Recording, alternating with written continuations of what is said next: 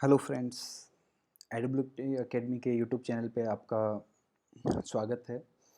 जैसे कि आज हम हमारे जो एचटीएमएल की जो है वो दूसरी क्लास यहाँ पे वो ल- होने वाली है। लास्ट क्लास में आपने पढ़ा था एचटीएमएल के बेसिक्स के बारे में कि एचटीएमएल क्या होता है और किस तरीके से आप एचटीएमएल का एक नया डॉक्यूमेंट क्रिएट कर सकते हैं।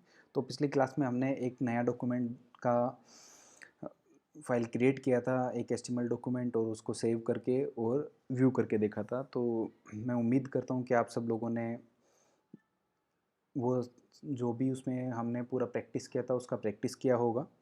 और अब हम उससे आगे के बारे में आज जानेंगे कि उससे आगे आपको एचटीएमएल में प्रोग्रेस करने के लिए या उससे आगे की चीज़ें यूज़ करने के लिए किस हिसाब से आपको वर्कआउट करना है, कौन कौन से चीज़ें हैं जो आपको सीखनी हैं और किन चीज़ों पे आपको अब आगे प्रैक्टिस करना है ताकि आप इसमें आगे एचटीएमएल का बाकी बचा हुआ जो पार्ट है वो सीख सकें। तो जैसे कि आप देख रहे हैं मेरे स्क्रीन पे, मैंने ऑलरेडी जो कोर्स का कंटेंट है या आज की हमारी जो क्लास का जो टॉपिक है वो सारे पहले से प्री डिफाइंड सेलेक्ट करके रखे हुए हैं। तो आज हम इन सब टॉपिक्स पे बात करने वाले हैं। तो एक बार फिर दोस्तों, जब तक कि हम अभी अपनी क्लास स्टार्ट करें उससे पहले मैं आपसे रिक्वेस्ट करता हूँ कि आप सब लोग हमारे जिस किसी ने भी हमारे यूट्यूब चैनल को सब्सक्राइब नहीं किया है वो सब्सक्राइब कर लें और अपने दोस्त लोग जो भी हैं अपने दोस्तों के साथ में भी इसको शेयर करें और ज़्यादा से ज़्यादा लोगों को इसको सब्सक्राइब करवाने की कोशिश करें। Thank you. तो अब बताता हूँ, बातें हैं हम लाइक एचटीएमएल एलिमेंट्स। आज हम बात करने वाले हैं एचटीएमएल एलिमेंट्स के बारे में। थोड़ा बहुत हमने पहले भी इनके बारे में देखा है, जैसे कि जो एचटीएमएल टैग्स वगैरह जो होते हैं वो ही एक एचटीएमएल एलिमेंट्स होते हैं। एक होता है एचटीएमएल एट्रीब्यूट्स, एंड फिर आता है HTML headings, and then HTML paragraphs. तो अब आगे की हमारी जो क्लासेज होंगी उसमें हम इस हिसाब से सेलेक्टेड टॉपिक्स पे बात करेंगे और उनको किस तरीके से हम यूज़ करते हैं उस पर पूरा वर्कआउट करेंगे। तो दोस्तों, अब हम स्टार्ट करते हैं एचटीएमएल एलिमेंट्स के साथ में। कि एचटीएमएल एलिमेंट्स जो होते हैं ये नॉर्मली, जैसे आपको पहले हमने बताया था कि एचटीएमएल टैग्स जो होते हैं वही एक तरीके से एचटीएमएल एलिमेंट्स होते हैं। जैसे कि हेडिंग टैग हो गया, पैराग्राफ हो गया, एंकर टैग हो गया, डिव टैग होता है इसमें एक एक जैसे बीआर टैग होता है, एक एचआर टैग होता है। तो इस हिसाब के ये वो टैग्स हैं जो कि डेटा डिफाइन करते हैं या फिर जिसके अंदर हम कंटेंट पूरा रखते हैं। जैसे कि पूरा एक ये पूरा का पूरा एलिमेंट होता है जिसको हम इसमें करते हैं। जैसे जितने भी जो टैग्स होते हैं वो सारे के सारे टैग्स एचटीएमएल एलिमेंट्स होते हैं। उसके बाद में जैसे कि मैं आपको एक दूसरा, पहले से मैंने कुछ कोड है जो आज की क्लास में हम करने वाले हैं वो प्रैक्टिस के लिए मैंने पहले से इसमें लिख के रखा हुआ है।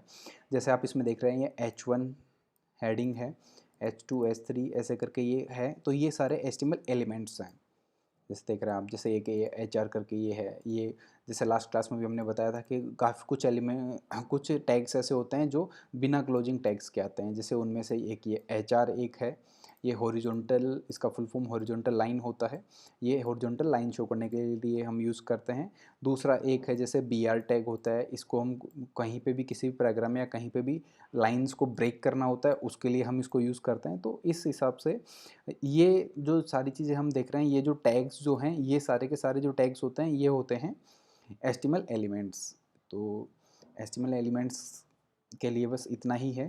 तो आई थिंक एचटीएमएल एलिमेंट्स का जो पार्ट है वो हमारा क्लियर हो गया है। अब हम नेक्स्ट चलते हैं एचटीएमएल एट्रीब्यूट्स पे कि एचटीएमएल एट्रीब्यूट्स क्या होते हैं। एचटीएमएल एट्रीब्यूट्स, जैसे कि मैंने यहाँ पे रेफरेंस के लिए कुछ सामने आगे नाम लिखे हुए हैं, जैसे कि style, title, HREF, ID, source, alt, इस तरीके के कुछ इसमें कुछ और भी होते हैं। मैंने कुछ एग्जांपल्स के लिए यहाँ पे कुछ वो लिखे हैं जो नॉर्मली हम बहुत ज़्यादा यूज़ करते हैं। तो दोस्तों, एचटीएमएल एट्रीब्यूट्स क्या होते हैं, मैं अब आपको फिर से वापस अपनी उस फाइल पे लेकर के चलता हूँ जहाँ पे मैंने कुछ ही डिफाइन किया हुआ है। देखिए दोस्तों, ये होता है, इसमें एचटीएमएल टैग है ये जिसके अंदर अपन कंटेंट रख रहे हैं, लेकिन इस एचटीएमएल टैग के अंदर कुछ प्रॉपर्टीज़ होती हैं जो इसको हेल्प करती हैं।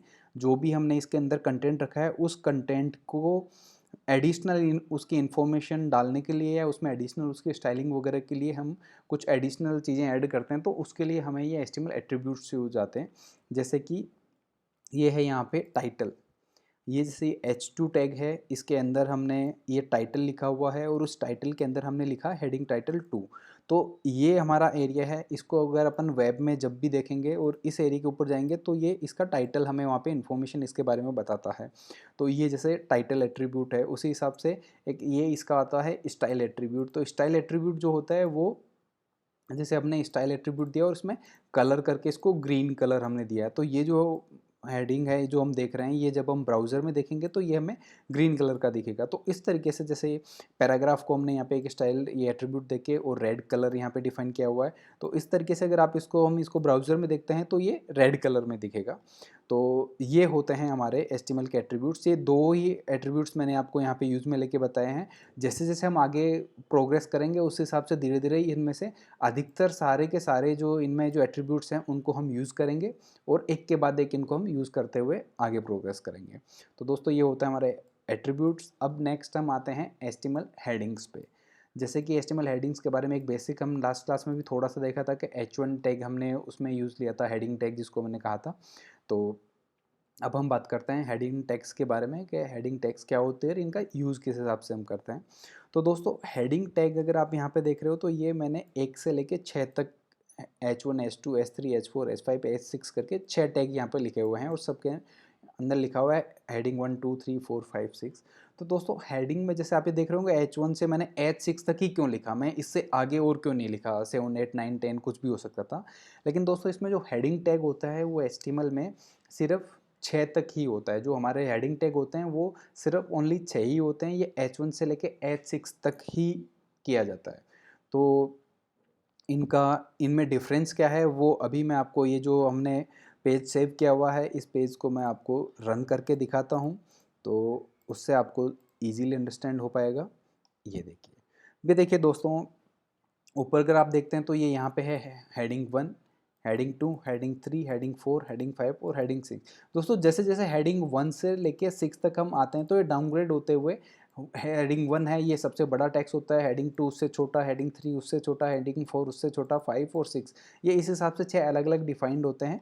बाय डिफ़ॉल्ट सभी ब्राउजर्स में इनका प्री डिफाइंड एक स्टाइल होती है कि H1 सबसे बड़ा होता है, ये प्री डिफाइंड एक फ़ॉन्ट साइज़ होता है, तो वो ही डिफाइंड होता है। सभी ब्राउजर्स इसको डिफरेंटली बिहेव करते हैं, लेकिन इसको हम चेंज भी कर सकते हैं। तो इसको किस हिसाब से चेंज करेंगे, इसमें कस्टम स्टाइल कैसे दे सकते हैं, वो हम आगे की क्लास में देखने वाले हैं। तो दोस्तों हेडिंग टैग का जो हमारा जो आज का जो क्लास का जो टॉपिक था उसमें यही है कि हेडिंग टैग जो होते हैं वो 6 प्रकार के होते हैं। ये H1 से लेके H6 तक इसको हम डिफाइन करते हैं और H1 सबसे बड़ा होता है, H6 सबसे छोटा होता है, और ये बीच में तो आपको हम अभी आगे इसको यूज़ करेंगे तो आप अच्छे से समझ पाएंगे कि इसको हम किस हिसाब से यूज़ करते हैं। जहाँ पे हमें सबसे बड़ा टैग हेडिंग दिखाना है या बहुत बड़ा होता है वहाँ पे हम H1 को देते हैं, और ये जो हेडिंग टैग है ये नॉर्मली हम लोग देते हैं जो भी हम कंटेंट है उस कंटेंट की इंपॉर्टेंस के बेस पे हम ये डिफाइन करते हैं। जैसे जो बहुत ज़्यादा इंपॉर्टेंट और पूरे पेज में जो सबसे ज़्यादा हाईलाइट करने वाला एरिया होता है, जो सबसे बड़ा हमें दिखाना होता है, उसके लिए हम हेडिंग 1 यूज़ करते हैं।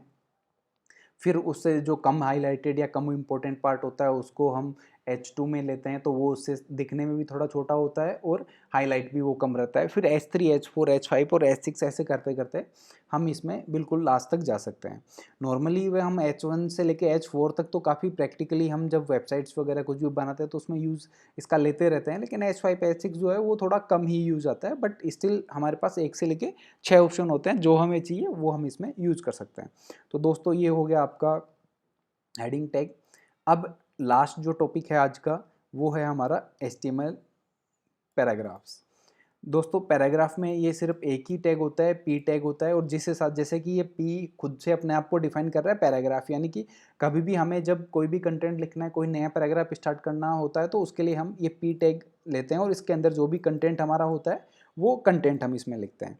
और उसके साथ में आप देख रहे होंगे इसमें मैंने कुछ एडिशनल टैग्स और डाले हुए हैं, जैसे कि एक ये HR टैग है जो मैंने पहले आपको बताया था, ये हॉरिजॉन्टल लाइन के लिए है, और एक ये BR टैग है, ये BR के लिए होता है। तो मैं इन दोनों में आपको भी डिफरेंस बताता हूँ कि इन दोनों में क्या डिफरेंस है। दोस्तों यहाँ पे देखिए आप, मैंने यहाँ पे इस पैराग्राफ के अंदर कंटेंट लिखा हुआ है, मैं ये ऊपर के हेडिंग जो टैग्स है इनको अभी मैं यहाँ से कट कर ले रहा हूँ ताकि नीचे का जो बचा हुआ अपने हिस्सा है वो अच्छे से आप लोगों के समझ में आ सके और थोड़ा कन्फ्यूजन नहीं होगा उससे कि मैं यहाँ पे क्या करने जा रहा हूँ। ये देखिए दोस्तों, मैंने 2 पैराग्राफ टैग यहाँ पे लेके रखे हुए हैं। पहला पैराग्राफ है जिसमें लिखा हुआ है दिस इज़ लाइन 1, एंड फिर उसके बाद मैंने एंटर दिया है और एंटर दे करके मैंने लाइन 2 यहाँ पे लिखी हुई है।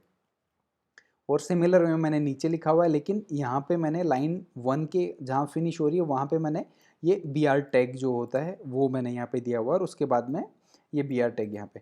तो इसमें जो एच आर टैग और बी आर टैग है ये लोग कई तरीके से यूज़ करते हैं। एक तो सिंपल ऐसे भी होता है, कुछ लोग इसको यहाँ पे क्लोजिंग टैग के साथ में भी यूज़ करते हैं। तो ये डिपेंड करता है आप कैसे यूज़ कर रहे हो। ये ऐसे भी यूज़ होता है, इसमें कहीं पे भी कुछ गलत नहीं है, दोनों तरीके से आप इसको यूज़ कर सकते हैं। तो जैसे हम देख रहे हैं कि ये है, तो अब मैं फिर से आपको ब्राउज़र पे लेकर के चलता हूँ। इस पेज को हम फिर से रिफ़्रेश करेंगे क्योंकि मैंने वहाँ से कुछ कंटेंट डिलीट किया है।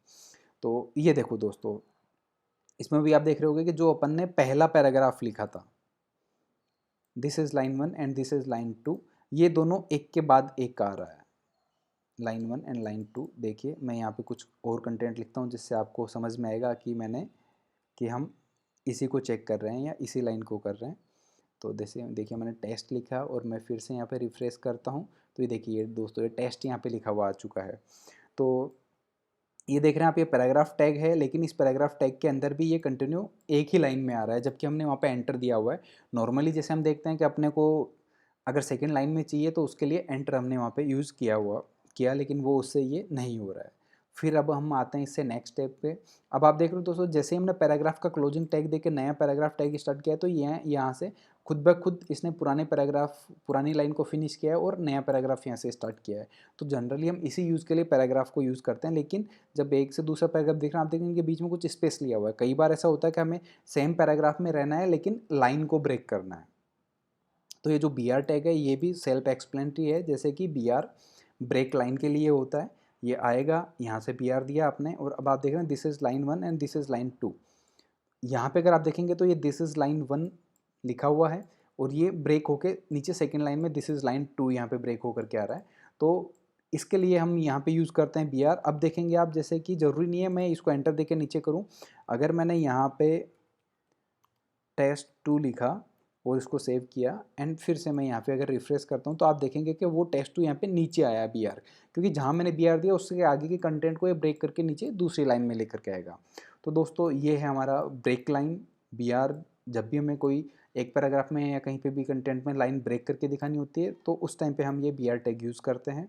अभी आज जस्ट एक इन्फॉर्मेशन के लिए अभी अपन डिस्कस कर रहे हैं, आप इसको थोड़ा सा यूज़ करके देखिए, एक दो कंटेंट बनाइए। जैसे कि नॉर्मली आप कुछ भी एक हेडिंग लिख दीजिए, उसके नीचे एक पैराग्राफ बनाइए, उस पैराग्राफ में मल्टीपल जगह मतलब मल्टीपल पैराग्राफ्स बना के उसमें आप बी आर दे करके देखिए। तो आप थोड़ा सा इसमें प्रैक्टिस करेंगे तो इसके साथ फ्रेंडली हो जाएंगे, और उसके बाद हम आगे चल के इसका और जब मल्टीपल टाइम पे यूज़ करेंगे तो आपको और अच्छे से ये समझ में आ जाएगा। इसके बाद में आप ये देख रहे होंगे, इसके बाद अगला टैग है यहाँ पे एच आर,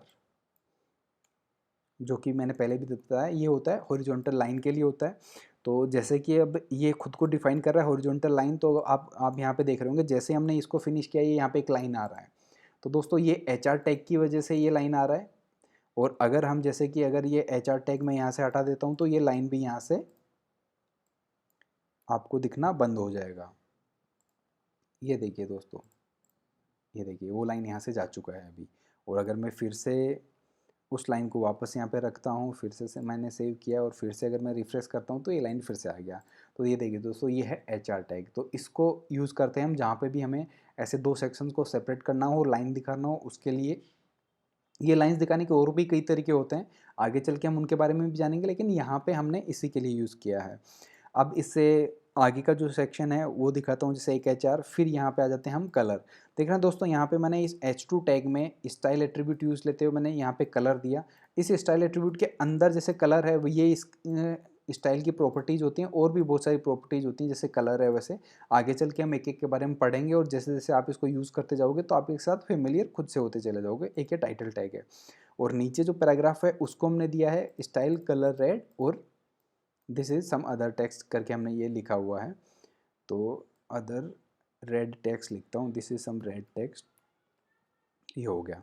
तो अब देखिए दोस्तों, अब फिर से अपन ब्राउज़र पे आते हैं, और अगर आप यहाँ पे देखें तो ये देखिए, ये वो हेडिंग 2 जो थी जिसको हमने ग्रीन कलर दिया वो ग्रीन में आ रही है, और नीचे का पैराग्राफ का कंटेंट है वो रेड कलर में आ रहा है।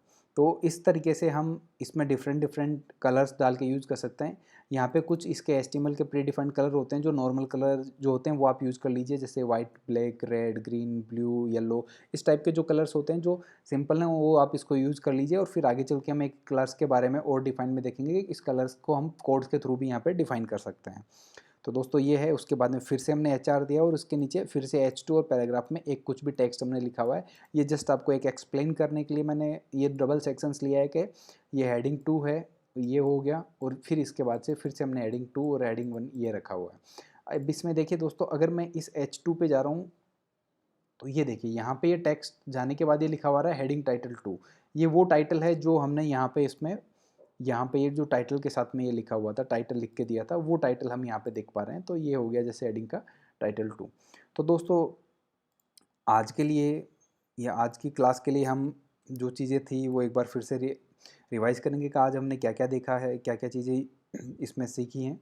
उसके बाद में फिर मैं आपसे कहूँगा कि आप इन सब चीज़ों को यूज़ में कर लेते हुए प्रैक्टिस कीजिए, और कुछ भी एटलीस्ट 3 से 5 डिफरेंट डिफरेंट आप डॉक्यूमेंट्स या डॉक्यूमेंट फाइल बनाइए और इसकी प्रैक्टिस कीजिए। जैसे कि आपने हेडिंग H1 से H6 तक एक पूरा बना लिया, फिर उसके बाद में पैराग्राफ बना लिया, कभी H1 के साथ कॉम्बिनेशन में आपने 2-3 पैराग्राफ्स बना लिए, किसी के अंदर आपने HR डाल दिया, किसी में अलग अलग सेक्शंस में BR डाल करके देख लिया। तो उस तरीके से अलग अलग यूज़ लेते हैं आप 4 से 5 अलग अलग डॉक्यूमेंट बना के इसका प्रैक्टिस कीजिए, ताकि ये आपको अच्छे से क्लियर हो पाए। और दोस्तों आगे चल के हम, अभी आप जैसे देख रहे हो, तो आगे चल के हम जैसे जैसे हम आगे प्रोग्रेस करेंगे धीरे धीरे हमारा स्पीड भी बढ़ता जाएगा और आपके लिए प्रैक्टिस का जो एरिया है वो बढ़ता जाएगा। काफ़ी एक्स्ट्रा चीज़ें हैं जो आपको प्रैक्टिस में साथ में ऐड करनी पड़ेंगी या थोड़ा एक्स्ट्रा एफर्ट देना पड़ेगा।